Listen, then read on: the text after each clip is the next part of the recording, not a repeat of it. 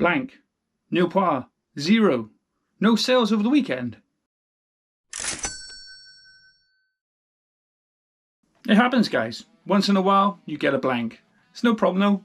This is Sales and Trails. My name's Nick. Thanks for joining me on my flipping adventure. It is a sales video this week. It's just Monday, so where I first had the sales. I got some Vinted and eBay. Hope you enjoyed the video.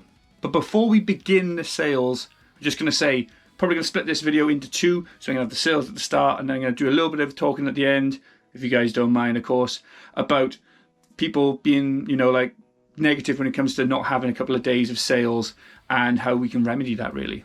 So let's get to it. Right, so first up, we'll start up with eBay. I normally go with Vinted, but eBay this time around, it's just the one. You're 3 Vinted. And this is not a bad one. I've done one of these before, except it was a different generation. And it's an Amazon Echo Generation 2 this time. I think it was the 3rd generation last time. Pat tested, got it from a charity shop, £3, sold it for $14.95, I think. Double check up there. Not bad profit for me. I had a couple of people trying to lowball me right at the £8 mark, and I knew it was not worth selling it for that. But a couple of quick profit, not bad. So I don't know if I mentioned before, I'm actually a bit of a fan of anime manga. Usually watch quite a lot of it, to be fair. Sword Art Online, Mushoku Tensei, It's the Wrong to Try and Pick Up a Girl in a Dungeon. I picked up some of those books, and there was extras alongside it. And alongside the Tokyo Ghoul, which I sold a couple of months ago, these are the spares, and I thought I'd just let them go. Pretty cheap, £12, probably about £5 or £6 overall paid for them. Actually, I think it's 4. So first one is Bleach number 1. You have Dragon Ball Super 15. You have The Promised Neverland. I've never heard of that one before. Demon Slayer, Damage on the Back. That's Demon Slayer number 2. And then we have number 5 and number 23 of Attack on Titan. All these were added on with the other ones. £8 profit for me on Vinted. Happy days. So this one, I couldn't say no to picking up. I knew it'd be pretty good. I had an old friend, he's recently passed, Gary, fantastic bloke, great shooter for Wales, and he would have agreed with me. This is a Hogs of Scotland shooting vest. Not crazy amounts about it, it's just a very good brand. Picked it up for £6, sold it for 15, so I made £9 profit on it. Not a bad vintage sale, that. So the last one of the day is one which I put up a couple of times before. People are always lowballing me on it, and I thought, I'm going to take it down and wait for a little while. And it is an Assassin's Creed 3 t-shirt in an XL. The tag has been sort of like slightly damaged up on the top. It's got a Gildan, well, it is Gildan really, I should say, but it is Assassin's Creed official as well. Picked it up for, I think it was like £2.50 back, or months ago. Sold it for 7, so put about £4.50 profit on that for me. Right then, 2 sales for Vinted, 2 sales for eBay. eBay first, done a bit of a discount on all these. I was doing 10%. I thought, I'm just going to do a 15% with the ones that needed offers sent. March time, I'm probably going to do a flat 15% off, just to try and shift as much gear as possible before the car boots come in. But the first item is Mario Kart 7, Nintendo DS 3DS. Whoops. Just a box. Just a case. Nothing else in it. £4.24. Or was it for £4.99? The next one, I might kick myself for this, but at the same time, need to shift gear. Bought it for a tenner, sold it for £28, and it is Olympus Trip 35. Now, the reason why I've done it so cheap, well, 2 reasons really. There's some damage on that on the back here.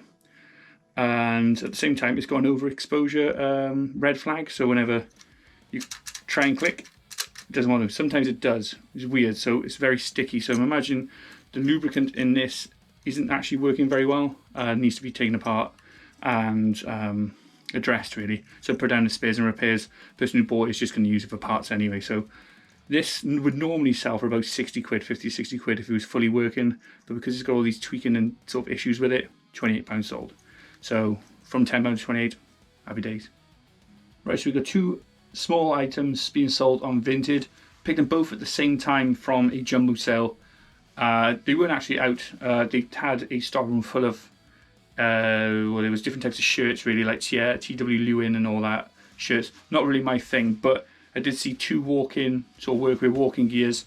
First one is Regatta. I don't know if you can see Regatta long trousers. These are a 32 inner and 32 waist. Picked them up for like I said, for £2. They went for £4. No real money in it for me, but someone's going to get a nice bargain on that one. Hopefully they'll use them well. The next ones, spoke to one of the guys and he was very happy to pick these up. They are scruffs. And I don't know if you guys will be aware, the sun has been coming out, so he was well up for picking these up. They're scruffs. Workwear trousers. Nothing crazy about them. They got all the pockets and everything like that. Very lightly used if used at all. £2 as well, sold them for 10. So both together, £10 profit or £4. Happy days. You know it's payday when you get a couple of sales. Got 2 sales for Vinted, 1 sale for eBay. The first one we have for eBay cost me nothing. It was gifted, and it is a Fabergé West. I think it's like a little sort of gift sort of box. So inside we have a lotion and a talc. The talc isn't used. The lotion clearly is used. Like I said, it was gifted.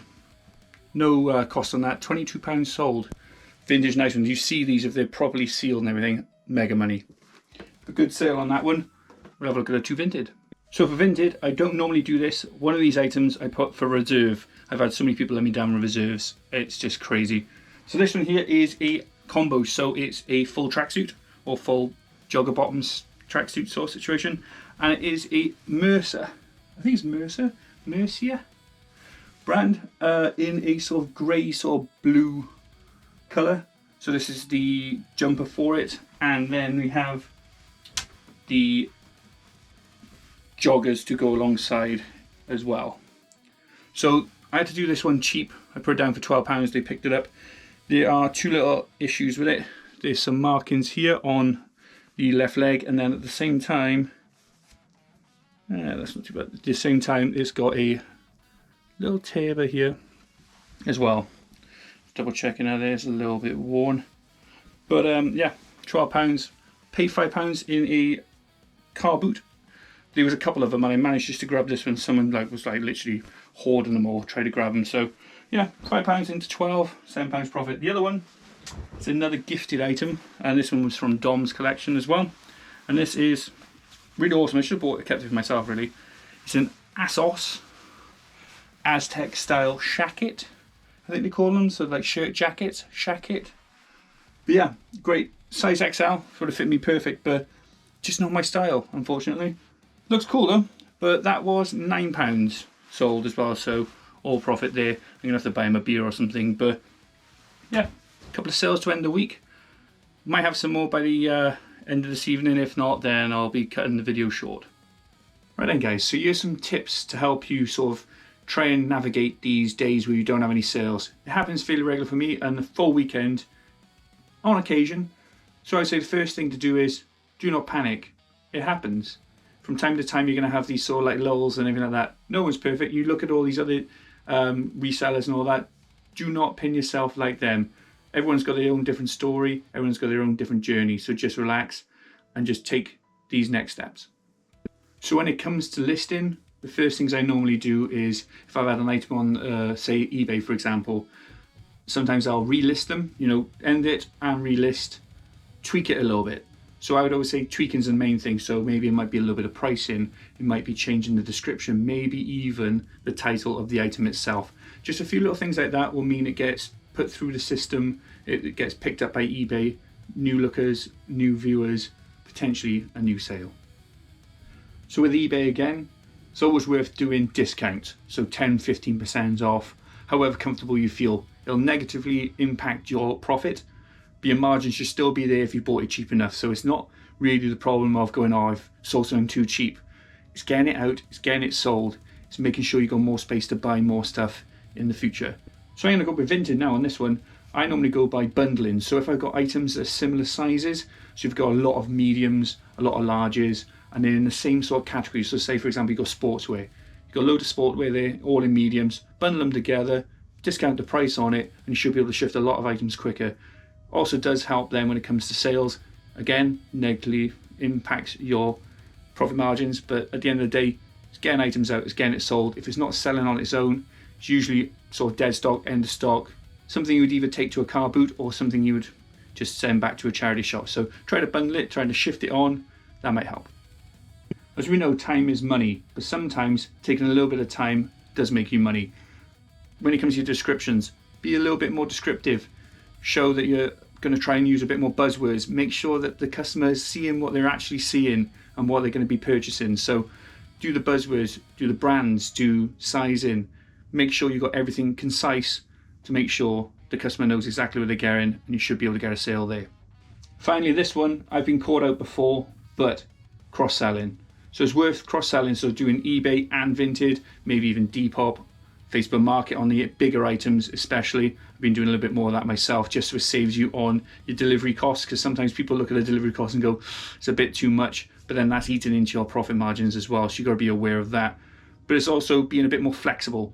It's also looking at the items that are selling, which aren't selling, and making sure you're picking up the good stuff and leaving the bad stuff behind. Right, there's two things I'm going to mention when it comes to sort of future-proofing yourself maybe a little bit.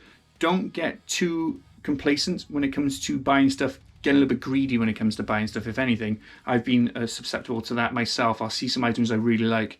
I don't look at the sales, don't look at the rate that they're selling, and I just pick them up, and then I'm hampered with them for like 6 months plus.